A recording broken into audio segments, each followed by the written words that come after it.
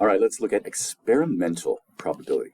So the other type of probability we've looked at is theoretical. So if I had a six-sided die, then in theory I would get 1 in 6 chance of finding. I would roll a 1, I'd have a 1 in 6 chance of rolling a 3, this is in theory, and I'd have a 1 in 2 chance of rolling an even number. But if we actually were to experiment and we were to throw that die over and over and over and over and over, it would be slightly different. It wouldn't actually be the same. Of course, the more that we did the experiment, I think the closer we'd come to the theoretical probability. But let's look at it. The experimental probability is an event based on a particular experiment. So you do it. And it's defined as, this is no surprise, the number of times the event occurs, so say rolling a 1, over the total number of trials in the experiment. So we rolled a 1, and then we rolled a 2, and then we rolled a... So however many times we've done it, how many of those were 1s, or whatever we're after. The expected number of occurrences is the probability, so 1 in 6, say, times the number of trials. So I'll show you an example down here. Complex events can be simulated. Simulation is conducted using random devices such as coins, dice, spinners, and random number generators. Yes, they do exist. So one of the examples that's in the textbook, but not here, talks about how many goals are scored in a game.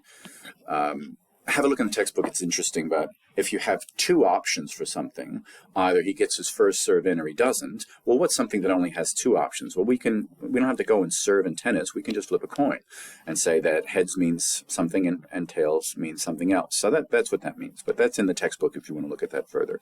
Let's look at this. So we have marbles. Red, white, and orange marbles. They're all placed in a jar, all right? This is our experiment. You're going to have to trust me that somebody actually did this experiment. Repeatedly, one after the other, a marble is taken out. Its color is noted down here on the tally, and the marble is replaced back into the jar. So the results are tallied in the table below. So how many reds did we get? Let's turn this tally into a number. 5, 6, 7. There were 8 reds pulled out of this jar. 5 and 5 and 2 is 12 whites, and 5 and 5 is 10 oranges. So the total number of trials, so each time we did it, we put it back in, same number that we started with, is equal to 8 plus 12 plus 10. These are the number of times any marble was pulled out. 8 of them were red, 12 of them were white, 10 of them were orange, and that gives us a grand total of 30. That means there were 30 trials of pulling out these marbles. So what is the experimental probability? So based on the experiment of a red marble being chosen next. Well, there were 8 marbles chosen over a total of 30 trials. So over 30 times of trialing, 8 of those times were red. And that can be further reduced to, can we divide that by 2? And that gives us 4 over 15. So there's a 4 in 15 chance that we'll pull out a red marble. Now 2. What is the experimental probability based on the tallies of pulling out a red or a white marble? So that actually means that they're both in play. So I'll put B down here. That was A. Put B down here. So red marbles is 8 plus white marbles is 12. So 20 times out of 30 of the total trials, we got either, the experiment showed, we got either a red or a white marble. So of course we can see immediately that that reduces down to 2/3 of the time. You just divide each of those by 10 and you get 2/3. Okay, we're there. Now we're actually going to look at this, okay?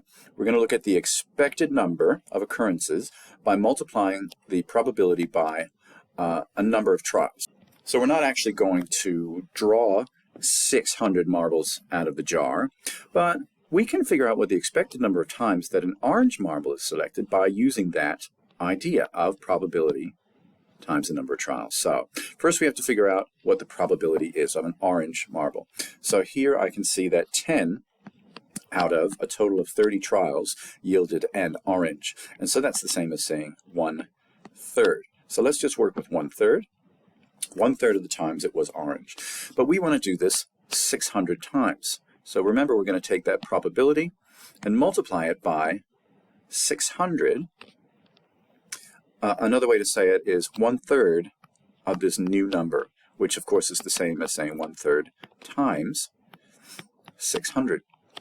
because we want to see what the expected number of times that an orange marble will be selected if we did this 600 times. Now, rather than sit there and experiment and pull it out 600 times, which you could, one after another, you might be a slow Saturday, we're just going to go for the expected number. So you could probably do a third of 600 in your head, or you could work it out the old-fashioned way, or you could use a calculator. That gives us 600 over 3, which is 200 over 1, or 200 of those marbles would be expected to be orange if we did the trial 600 times.